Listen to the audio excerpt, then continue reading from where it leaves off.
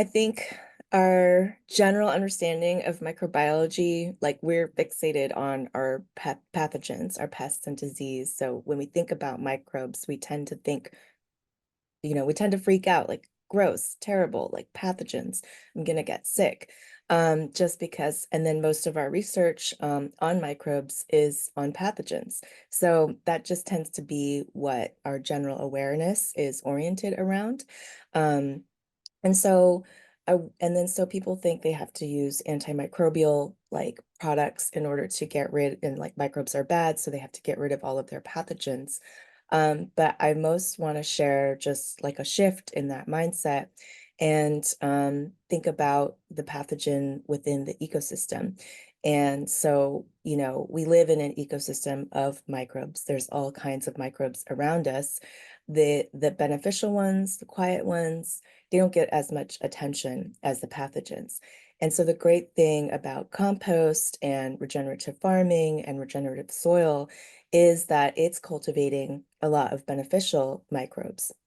And so I want to kind of shift our focus towards beneficial microbes because one of the main principles in pathogen suppression is increasing your biodiversity and abundance of beneficial microorganisms.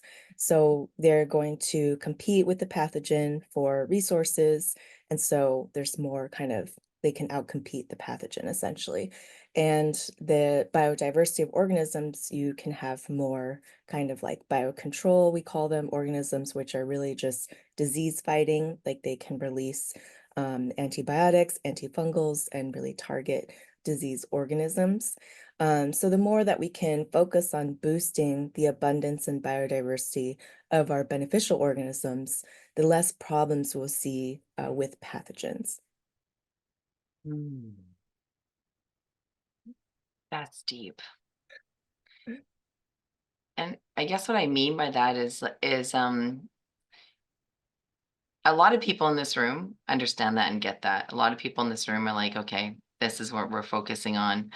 And at the same time, it's new information to people to think about um building something that's healthy.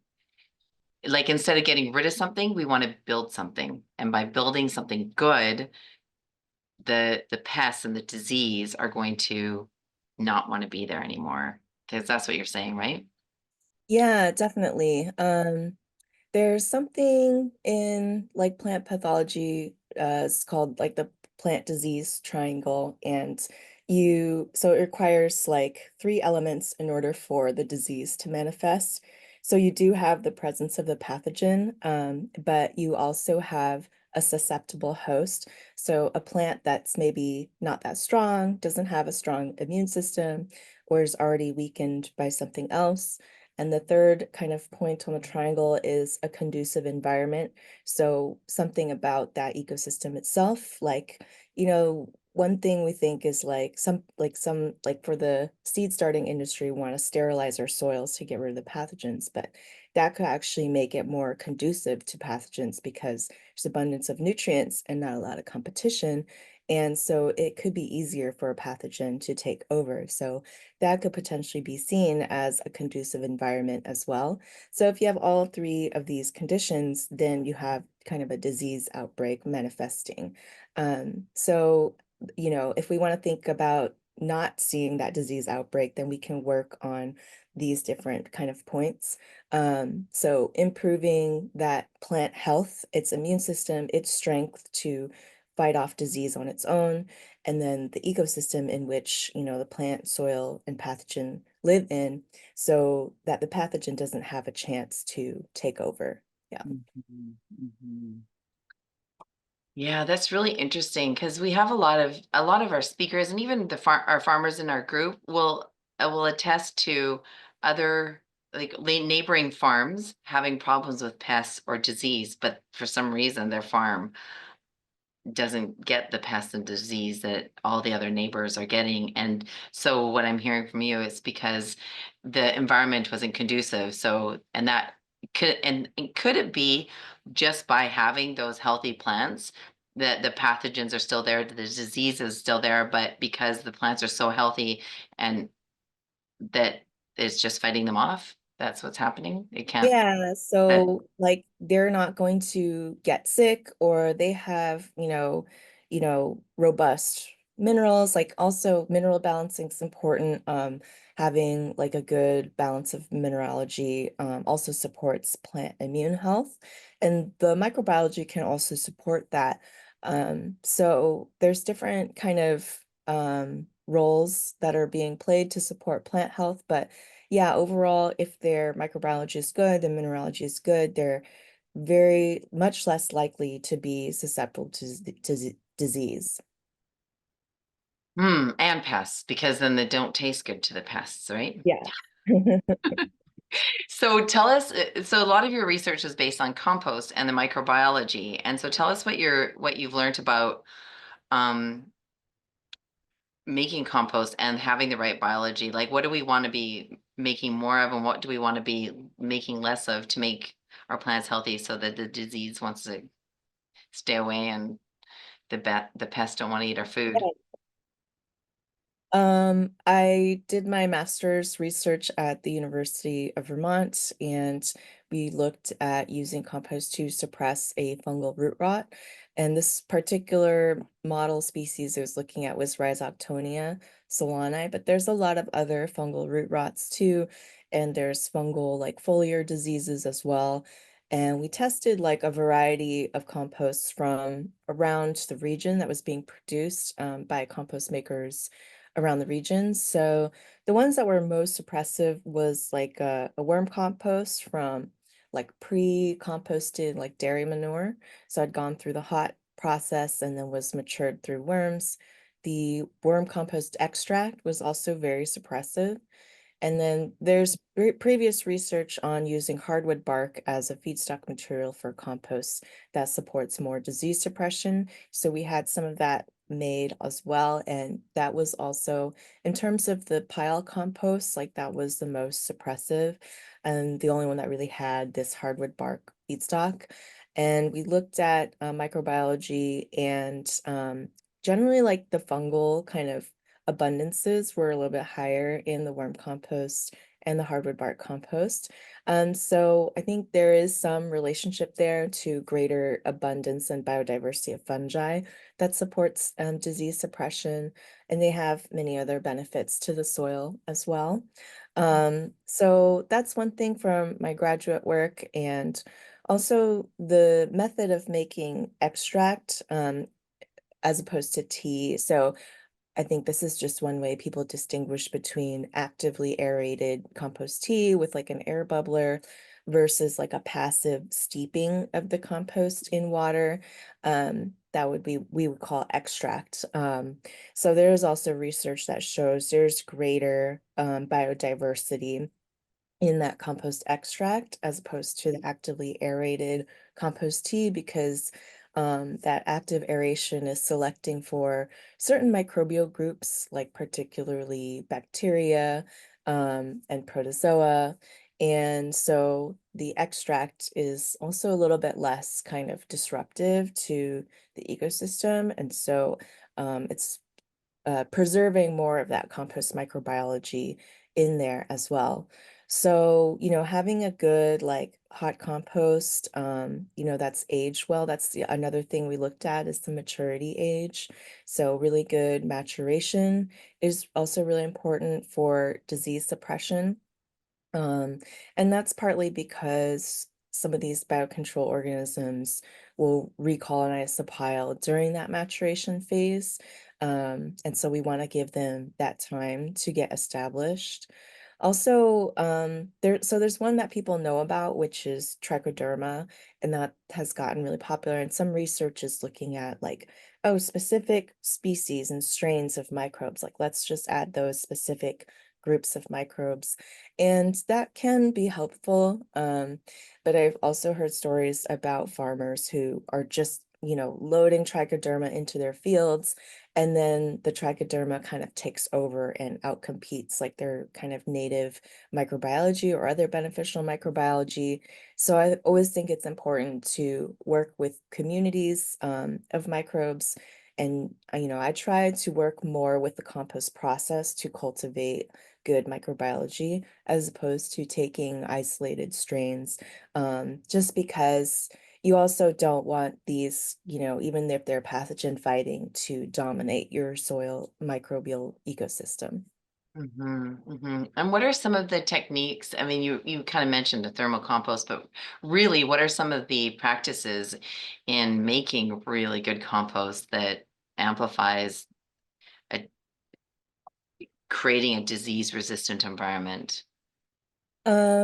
Yeah, so, having your good carbon feedstock materials, like if you can get like a bark material. I also did look at some sheet mulch soil, and there was a mulch that was mostly just bark, and that had much better like water retention Mm. and aggregate stability. So there's something about bark, it's like the living skin of the tree. So that's where you're going to have the most kind of microbial abundance and diversity. Like the role of the bark is to protect the tree from pathogens. So it makes sense that using bark in your compost is also going to impart that kind of unique microbiology that's already been developed to protect against pathogens. So using that in your carbon mix, I generally am shooting for like kind of a 3 to 2 browns to greens, or like, a 30 to 1 kind of C to N ratio.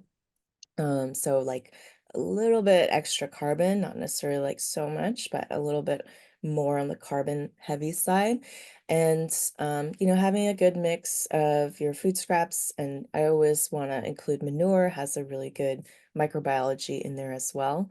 So I think mostly having like a good carbon source and including like bark in that recipe is really good. Going through a good hot cycle is really important too. There was a compost maker who I did like a microscope assessment for, and she, typically does a hot compost process, but there was like a mushroom company that was closing down, and they were getting rid of all of their spent mushroom blocks, and a bunch of them had been sitting around for a while, but she was going to go pick them up and put them into her compost pile. And they already kind of said they've been sitting around for a while. They might be kind of anaerobic. And so she already kind of knew, like, maybe there could be pathogens in there. But I think because she maybe wanted to preserve the fungi, she didn't put it through a hot compost process. And so I looked at that under the microscope and compared it to just her regular recipe. And there were more like potentially like pathogenic spores in her like non-hot compost recipe. So I mentioned that to her, and she, shared that she didn't do the hot compost, so she adjusted her recipe based on that assessment. And so she, is going to put that material through the hot compost because it has probably cultivated some pathogens already, and just continue to age it as she would normally. So that was how like that assessment was able to help her make adjustments to her recipe and help to reduce, pathogens in her recipe. And so, that good carbon, that hot temperature, like 130 to 160 degrees, and then a good maturation time, probably at least 1 to 3 months. And it's not necessarily like you want it to sit for years and years. There's a good kind of window of opportunity where that compost is biologically rich and active. So probably within like 6 months, to 10 months or so, you want to be able to use that compost. Yeah. Those are some cool tips. So bark, how much bark do we need to inoculate a compost pile? Typically, I mean, I think we just used about like 10 or 15% bark. So that's probably a good place to start. Yeah. And do you know, did you do any testing to use less than that? Because what if I'm making a big compost pile and I don't have that kind of bark available?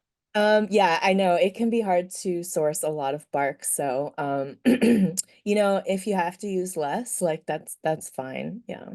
Yeah.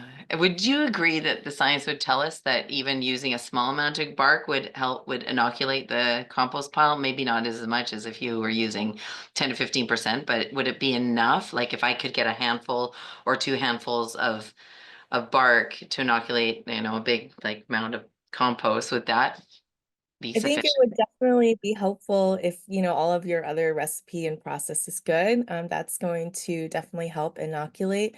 You can also, add inoculants or mix in kind of inoculants to your, mature compost. So you Mm, could mix in some bark with your mature compost and kind of screen it out when you're ready to use it.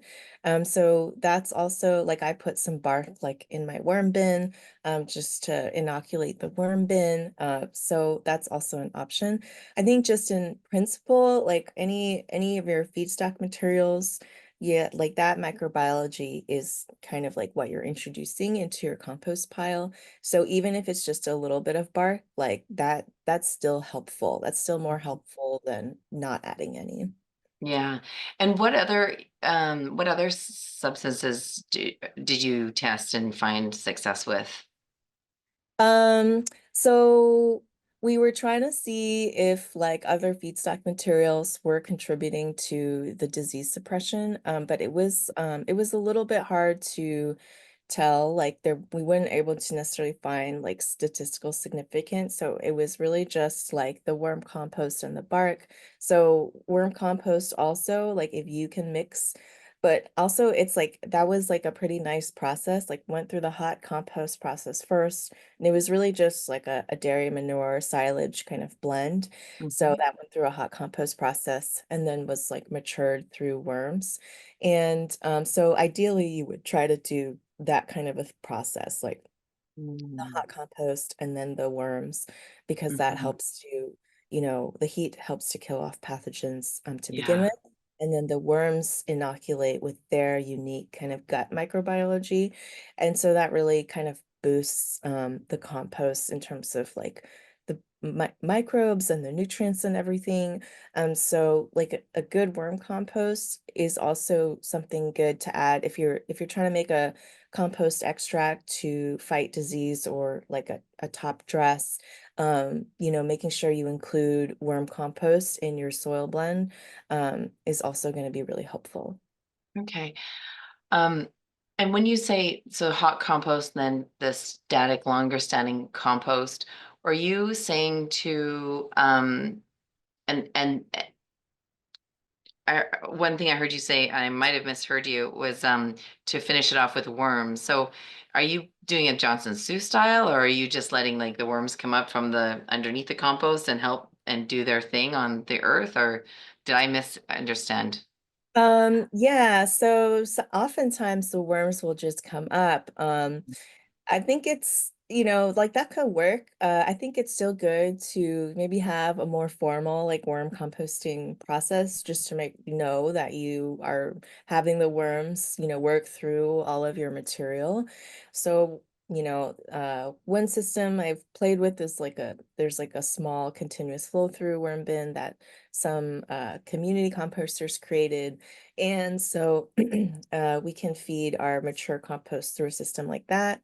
I also am trying to work with some worm piles. I went to visit the Arizona worm farm. They have really cool like worm wedges and worm piles.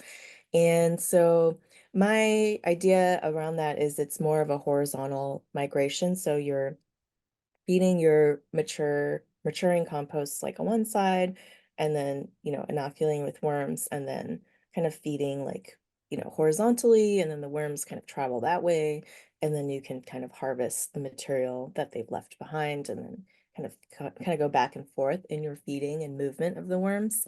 Mhm. So those are some different options for just worm compost processing.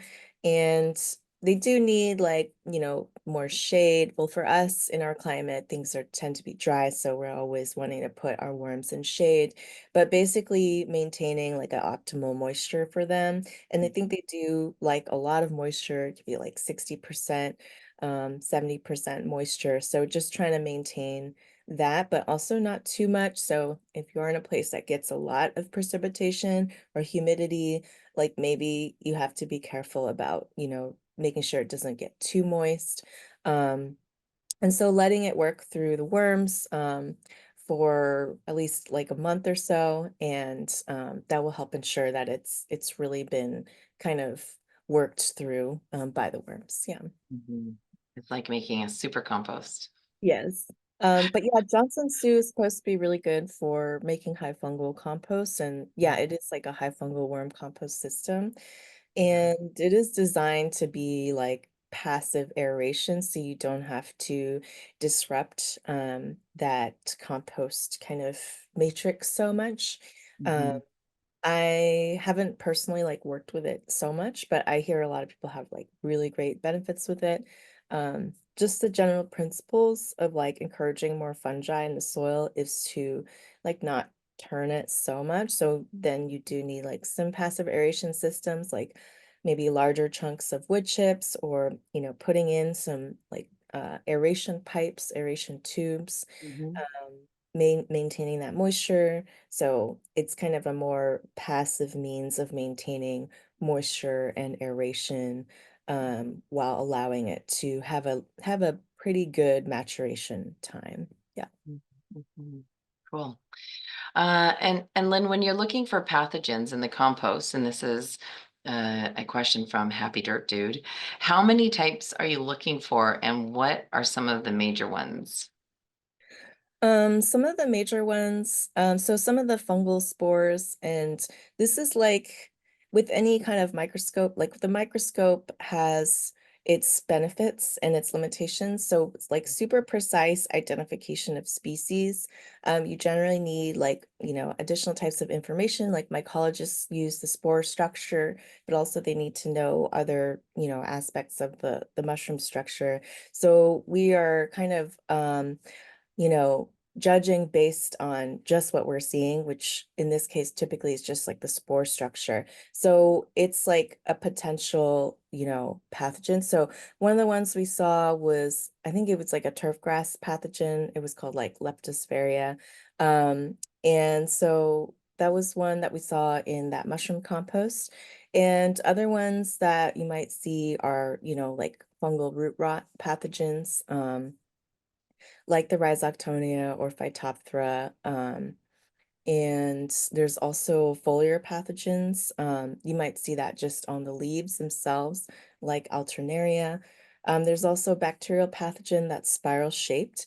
I'm not sure if I've actually seen that in the samples I've looked at under the microscope, but so it really just shows up in very anaerobic soil. So that's something to look out for. It's kind of clear and spiral shaped, and there's some nuances in their morphology, like they could be tightly coiled and long, or they could be short and just like little waves. And so that's like kind of a major pathogen to be concerned about.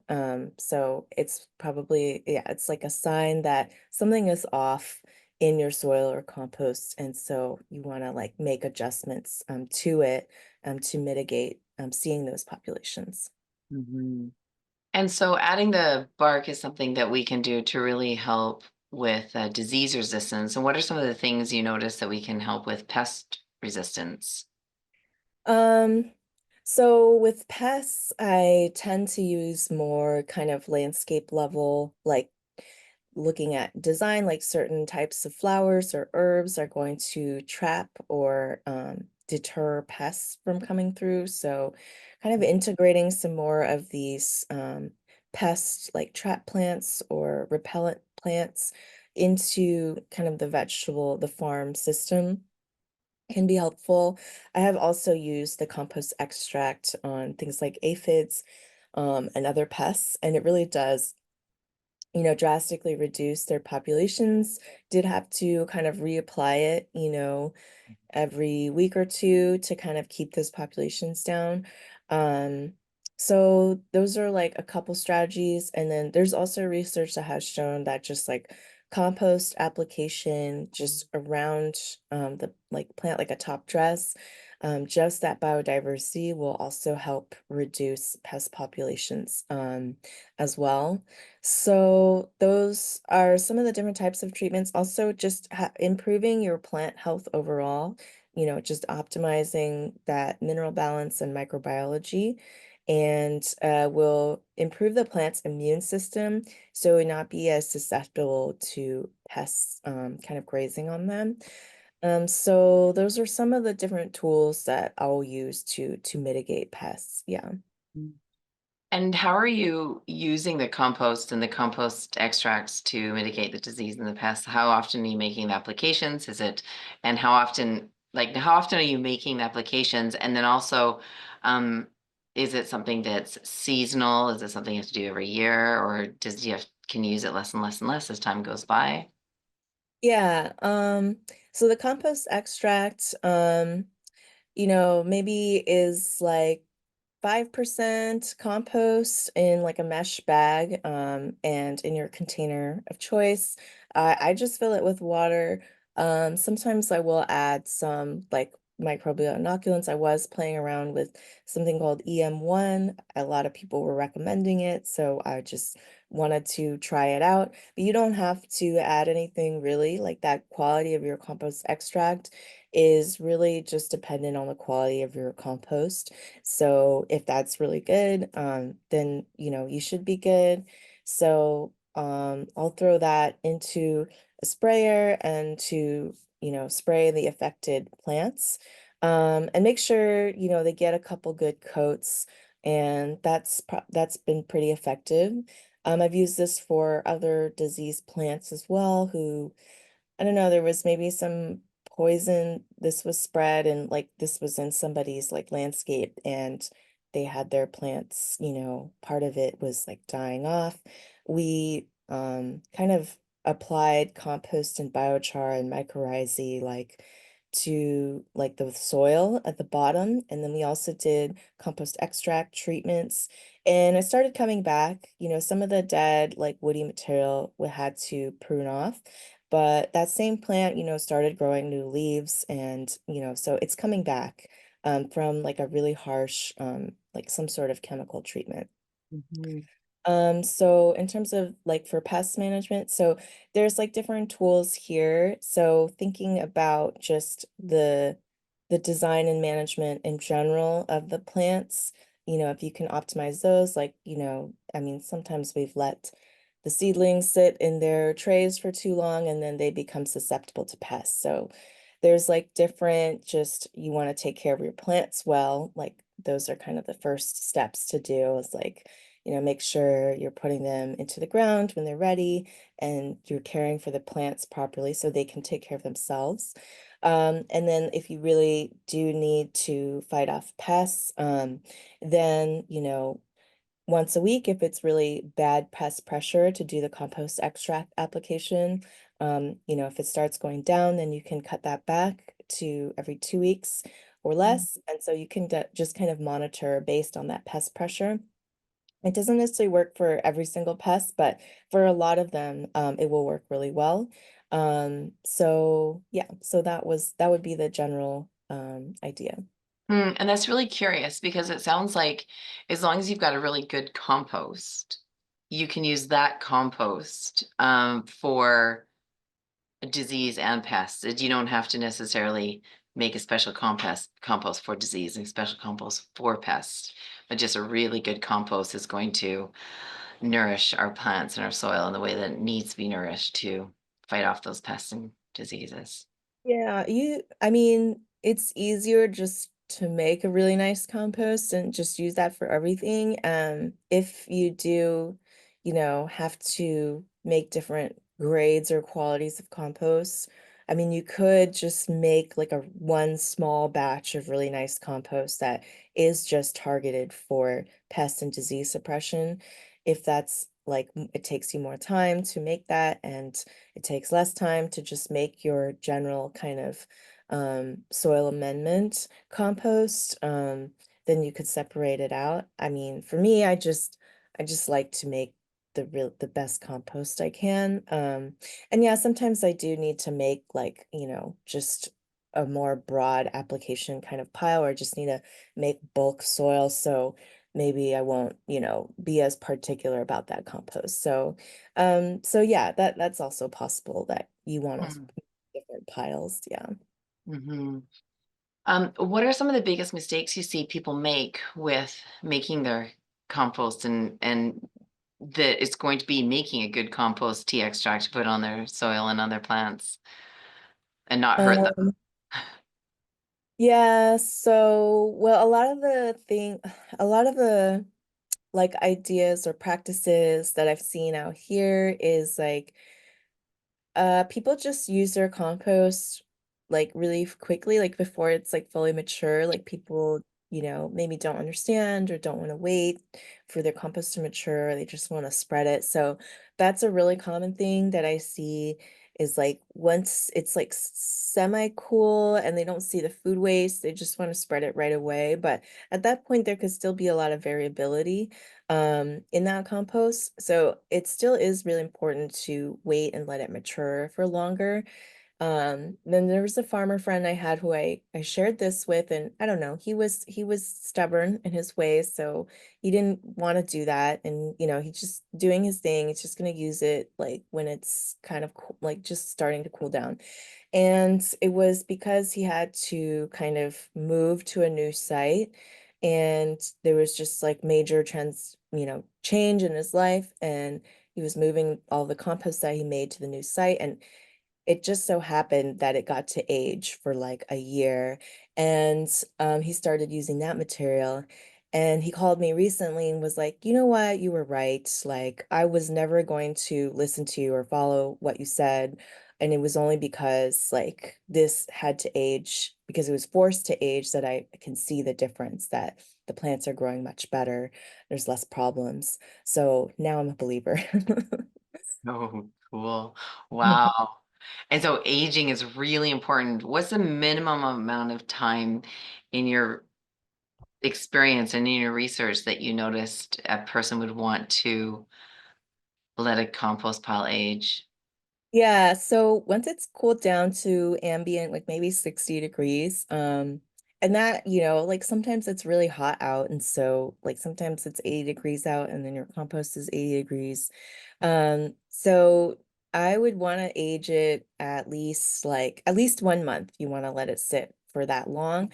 If you can, let it sit for another 2 months, maybe 3 months. Like I think that's even better. But I would just, I know people don't want to wait, so I'll just say like at least 1 month. Yeah, that's good. And I mean, it feels like a long time, but it's really actually not that long Yeah, when you it's think not that about the long. different product that you're getting, right? It's the difference between night and day. There's a couple of questions here, Lynn. One is, did you notice any differences between making compost in Vermont versus California because of the climate difference? Yeah, there's various differences. Of course, like the moisture is one of the biggest differences. So get a lot of precipitation in Vermont. There's snow. People are still composting in the snow. As long as your food scraps don't freeze, I guess that's one of the trickier things in cold climates is your food scraps and feedstock materials freezing up. But if it's in the hot compost pile, like, it's still hot. Like that heat is generated from inside the pile, so it can melt the snow off of the compost pile outside of it. So it's still going. So it's easier to maintain moisture. You might have too much moisture, so that's more of a challenge to manage in New England.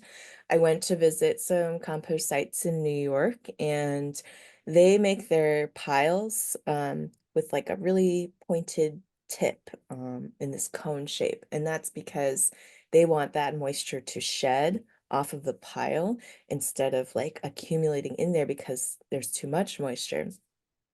So over here, our biggest problem is they dry out really quickly. So we try to put irrigation on them, like compost blankets or covers or tarps, shade structures over our compost piles, and just have to really maintain moisture. That's one of the biggest challenges out here. So we always need to try to think about putting our compost piles in shady areas. We're like creating shade for them. Um, so yeah, that's one of the biggest differences. And then I guess like some of the feedstock materials could be a little bit different. But I would say there's quite an abundance of manure like in both Vermont and California, which is nice. Um, And the other thing about Vermont, like living in Burlington, they were using like a wood burning like that was like their energy source for the city. So there's actually quite a lot of competition for wood chips and bark and things like that. So you would have to buy some of these materials, whereas that's not the case in California. It's kind of like a lot of the tree trimmers. Also, I'm in a more urban area, so a lot of the tree trimmers. Their conventional practice is to just take those wood chips to the dump and they have to pay for that. So we are kind of reclaiming that from the landfill here. So it's more of a free and abundant resource out here. So those are some of the differences. Yeah. Mhm. And you mentioned integrating biochar and minerals in with the compost and compost extracts. And I'm just wondering, how important is that in mitigating pests and disease? I have just started to experiment with biochar, and it does seem very promising because the idea of biochar is that it's burned out all of its organic matter. It's kind of an empty matrix, like an empty sponge, like a dry sponge. Mhm. So it's ready to suck things in, essentially. And so that's why you have to kind of pre-inoculate with compost. So you fill it up with compost, microbes, nutrients, water, and then it becomes like a storage house, and you've increased the storage capacity in your soil blend, and it can be a source of nutrients and water and microbes. Um, so I think in my experience, I've tested compost and biochar, and plants do seem to grow better in the compost biochar blend. Like they're bigger, more vigorous, more green. So the biochar is kind of like almost like extending the mileage on your compost. It's like enhancing like your microbial habitat so it can facilitate more disease suppression in that way, um, by providing just like more microbial habitat. And on the other hand, like we think about using biochar, people are also using biochar in like biofiltration of like water and stormwater runoff. And because it's an empty sponge, it can hold on to contaminants, it can sequester extra nutrients. If you have like too much nutrient runoff coming from your site, or like, it can be good for leachate management. It can kind of just hold on to, yeah, excess nutrients and contaminants. So Mm. it could be used in that way as well. Yep, that's so fascinating to me. I don't know if there's any scuba divers in the room, but one of my favorite dives was off the coast of Australia. It's called the Yongala, if you're a scuba diver, and it's one of the top 7 dives, or I think, or 11 dives in the world to do. And what's interesting and fascinating about that dive is it's a wreck dive. So it's a big kind of ship of some kind that went down in the middle of this strait.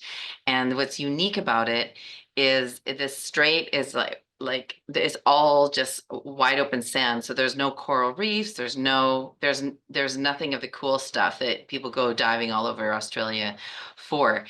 But this ship that went down in the middle created it reminds me of biochar because it created this safe haven and this place for all the sea life to come to.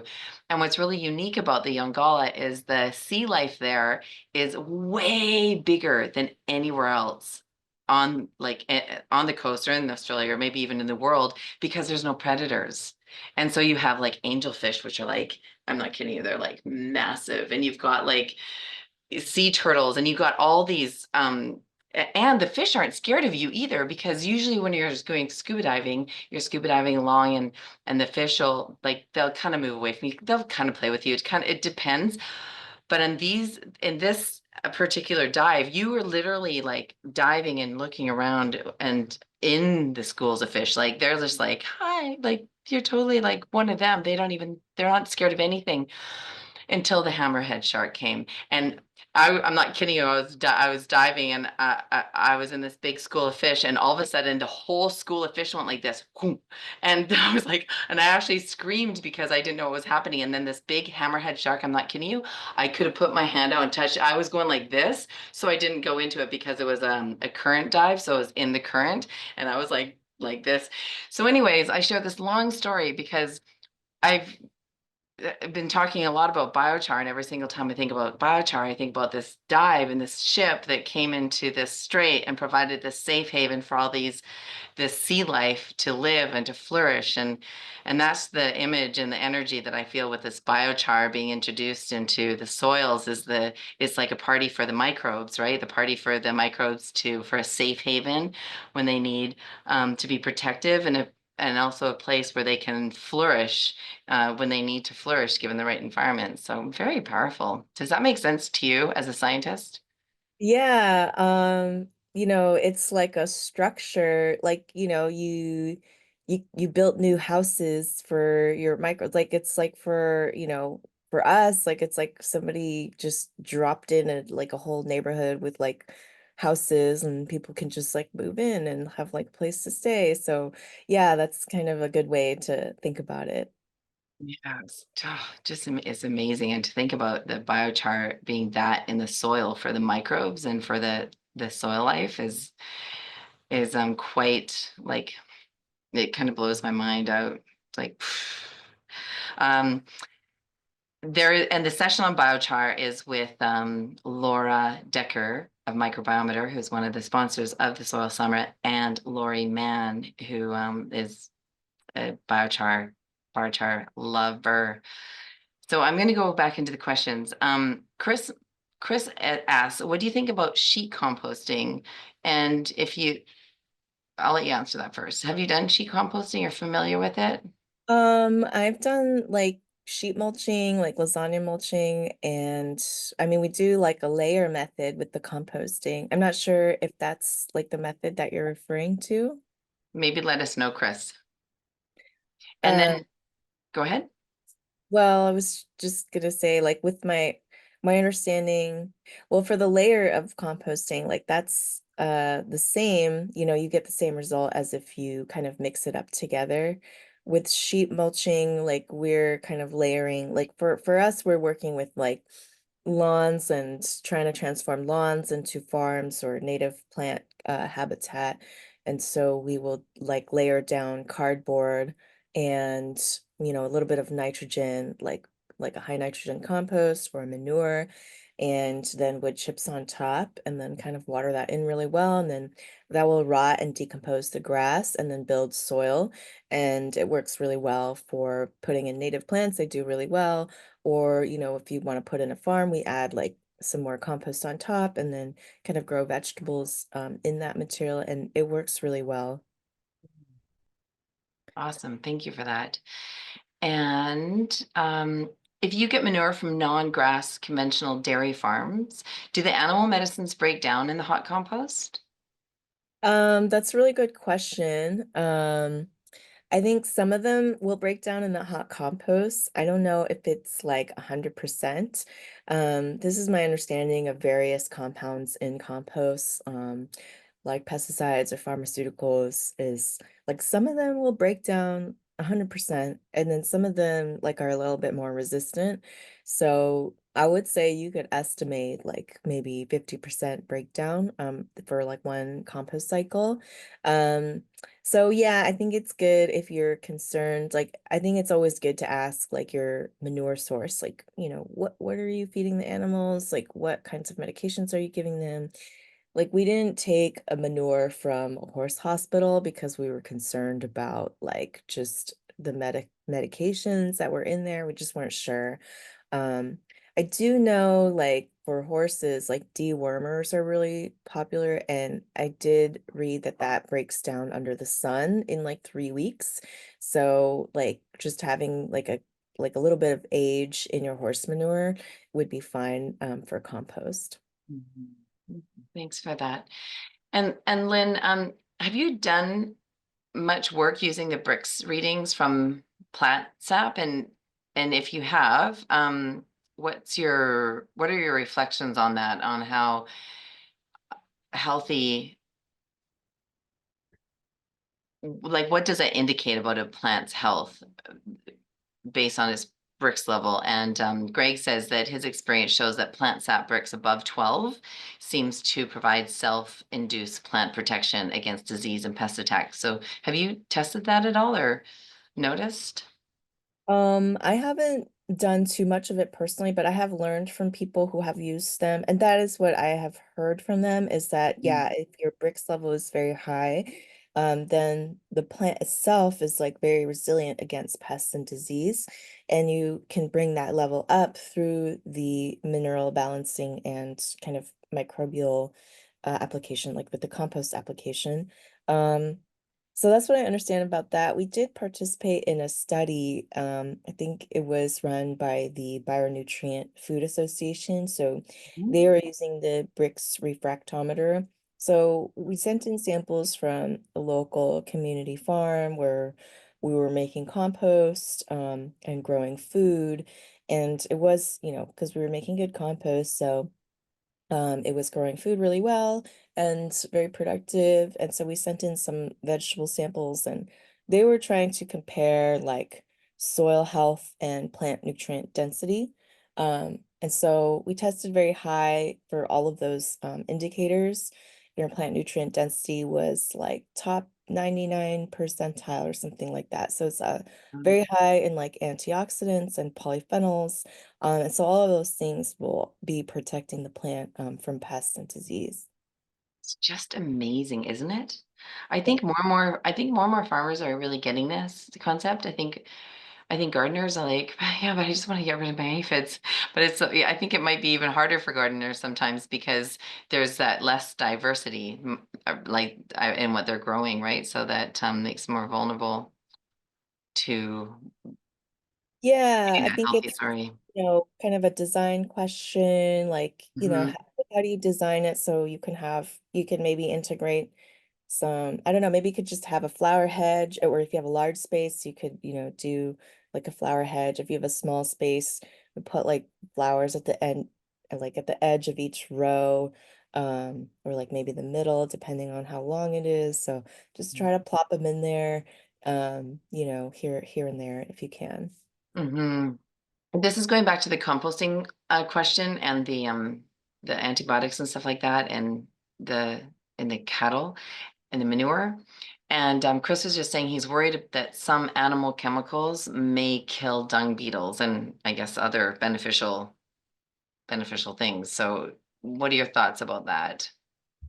Yeah, that is like a big concern, and I don't know if there's like a great solution for that. I think one thing you could do is maybe not use too much manure in your compost blend, like, or, if you're worried about introducing any of that manure, then maybe that's not something you want to take in at your site. And, it's like, you have to look for kind of good sources of manure. Um, so you may have to look for a different source, or you could just try to use very little of that manure. And it's unfortunate because like that material is so abundant. Mhm. And it's just speaks to like we need like kind of like a systems level change in like how we're caring for and raising our animals and managing the manure. So like why are we introducing so many chemicals like into our animals, into our food system, and that ends up in the manure, in the compost. And I think compost can get flack for some of these, you know, contaminated materials that we use. Like there was a lot of, attention on PFAS a few years ago because it was in like compostable foodware, but it's in like everything, and it accumulates in compost piles. And so I don't know if I feel like there was a sentiment of like, oh, like compost is bad because it's high in PFAS, but why do we have so much PFAS, all around? Like, can we find a better like substance to use? We want to create like, grease resistant, water resistant materials. Like, why does it have to be like such a toxic material? So it's like these things that this like we find these things in our waste stream, and then it's not like it shows up there, but it's not because of the waste management process that's necessarily a problem, but like, it's like an upstream problem. So yeah, it's really engaging kind of like whole systems level thinking, and we would ideally want to be working with these manufacturers and producers to mitigate the amount of like toxic substances that they're using, and that's like the difficult thing to do. Yeah. Mhm, mhm. Um, some some some people really believe that with the right fungi in the right hitting the right temperatures in the compost piles, that we can actually like a lot of those bad things from there in manure that's coming from animals that have been treated is actually getting like burnt up and eaten up, and how do you transformed in the compost pile. Have Yeah. you looked into that or researched that at all, or? I have read about this. There are a lot of contaminants that can be broken down in compost. A lot of the microbes, and especially fungi, they can really learn to break down contaminants. You could train like oyster mycelium to eat up a cigarette butt, and it's Mhm. basically transforming that into mycelium, into its fungal body. So it's really breaking down the pollutant and turning it into mushroom essentially. And so it can do that. You can train it to do that for a lot of contaminants, or you could isolate species that are growing in contaminated areas, and they'll have adapted to break down those substances. And like, honestly, most pollutants can be broken down by fungi or compost microbes. Mhm. It might take time, like it might not happen in the first cycle or the first couple months. It might not be 100%. And the only thing they can't really break down is like heavy metals. So the heavy metals are an element. And so, but fungi can accumulate heavy metals in their body, so they can sequester it. So one of the principles in dealing with heavy metals is like sequestering it so it's not bioavailable, it doesn't go up into your plants and the food in your body, but and then you do have to like remove it. So like one method is like inoculating straw wattles with mycelium. You could put that in soil or like in contaminated waterways, and it will filter out all of the heavy metals and contaminants. And you have to remove that straw wattle because now that is contaminated. And there's honestly not like a great hazardous waste option for those materials right now that I'm aware of. So I don't know, we end up putting them like in the landfill, and then a lot of toxic materials go into the landfill. But ideally, there would be a better way to deal with that, or a better way to sequester that somewhere so it's not causing harm in the environment. And same thing with compost, the microbes and the organic matter complexes can bind heavy metals. So you'll see like plants in metals contaminated soils. If there's compost added, they're taking up a lot less metals into their leaves and shoot structures. So compost is also able to help sequester metals. And when we're thinking about cleaning up contaminants, there's like different strategies to use, whether it's like pulling it out, degrading it, or sequestering it. So like planning these types of projects, you want to be thoughtful about like which process you're using. Like if you're trying to pull it out, then you don't want to sequester it. So you want to pull it out and then do your sequestration technique. Mhm, Uh, mhm.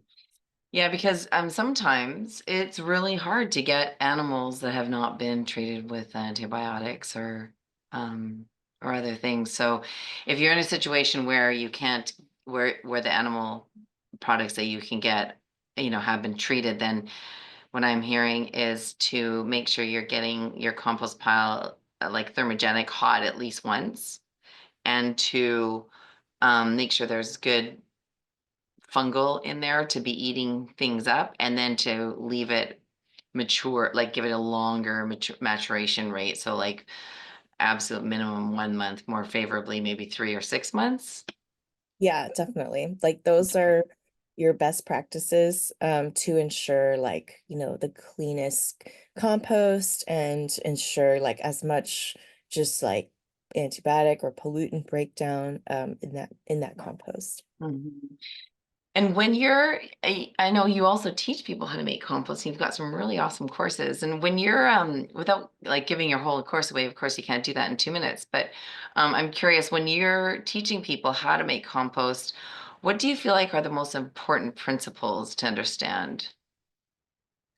Um, so I mentioned like the feedstocks, and so yeah, balancing that is, and then getting into the hot temperature. So balancing your C to N ratio is really going to drive your good thermophilic temperature, and making sure you have good moisture and aeration. So generally trying to hit like a 50 to 60% moisture content is good.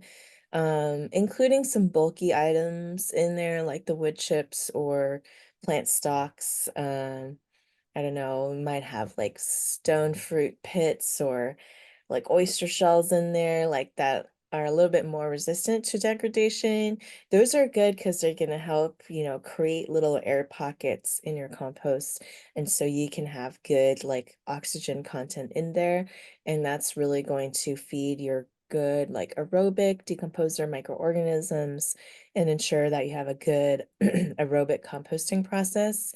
And also that, you're gonna mitigate any odor problems because once if you have just like sawdust and food waste and it's wet, it's compact, there's not gonna be good airflow, it's gonna get smelly, it's gonna go anaerobic. So that's a really important thing is your kind of particle size distribution. But you don't want to just have bulky items either because then you'll have too much airflow, it would dry out, and that when it dries out, it's going to stop that decomposition process. Um, and so you want to have a good mix. Like you do want your sawdust and food waste, but you also want like wood chips and like some manure and some plant trimmings.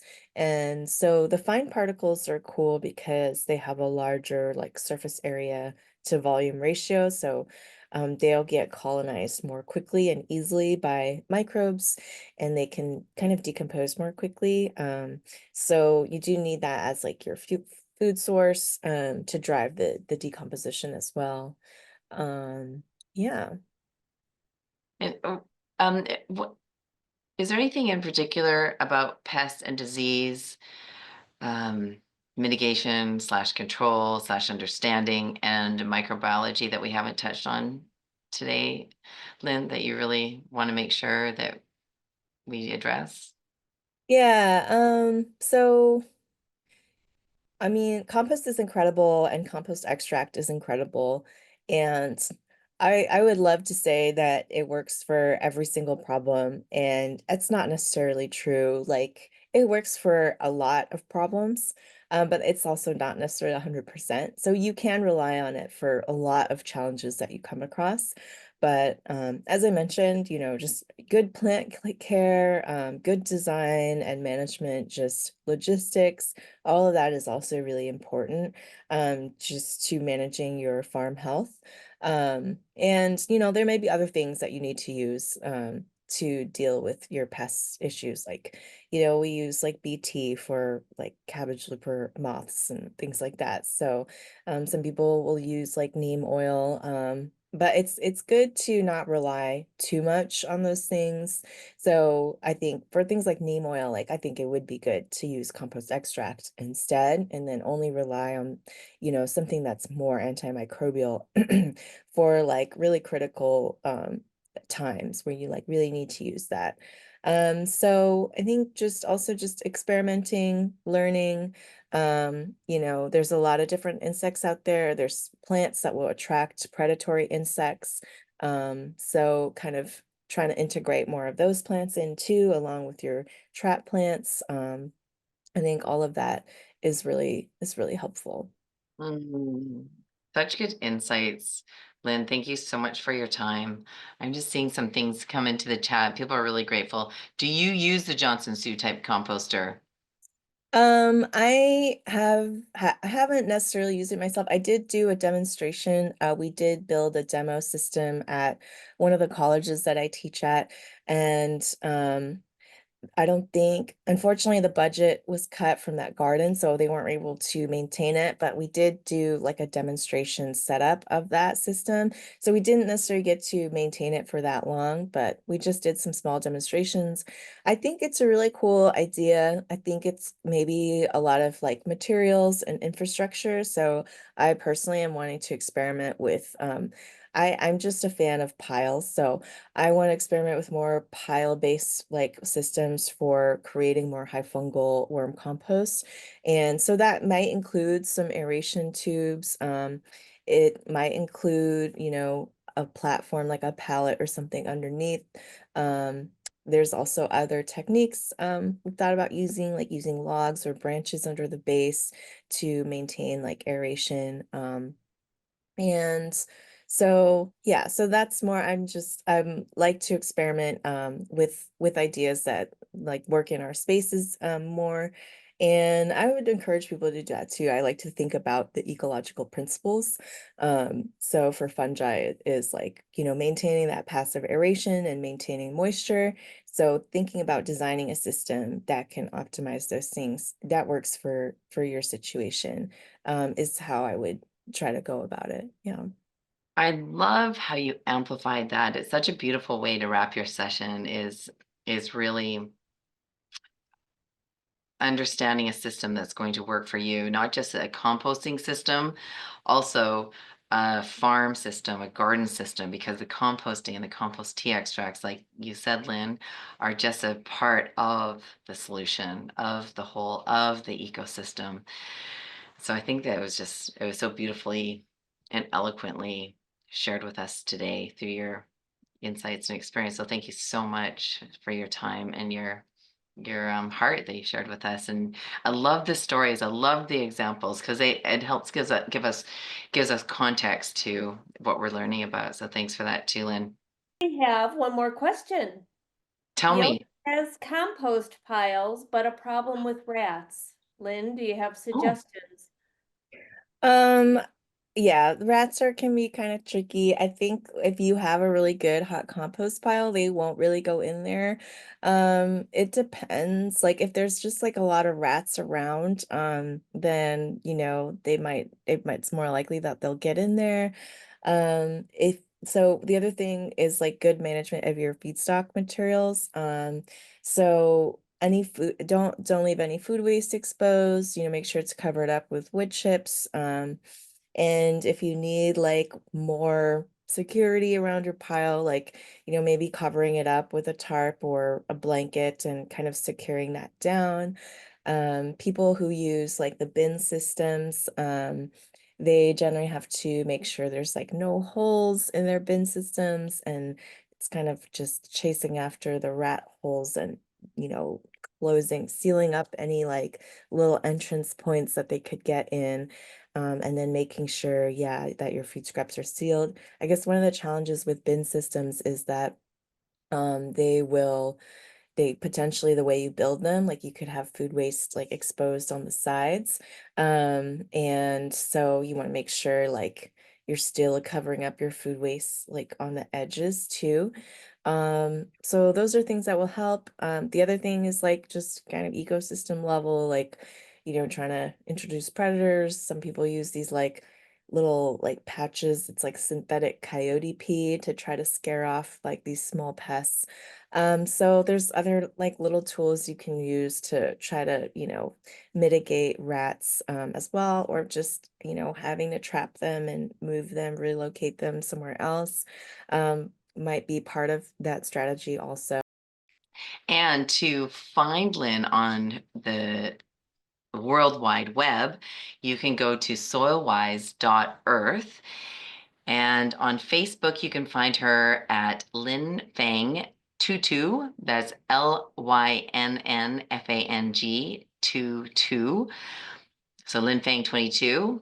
On Instagram, at soilwise.earth and also at L_Fang. And Lynn also teaches courses, and they're really affordably priced.